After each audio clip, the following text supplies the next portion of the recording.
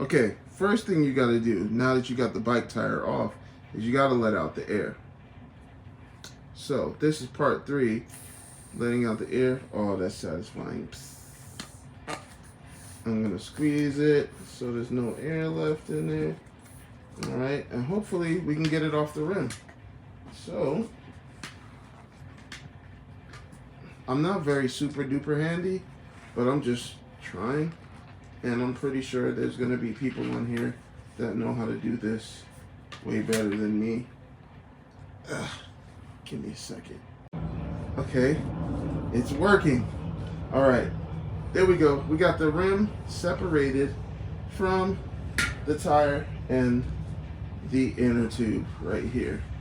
So, let's try to get out the new inner tube. Coming up next, the new inner tube. I can't believe that worked.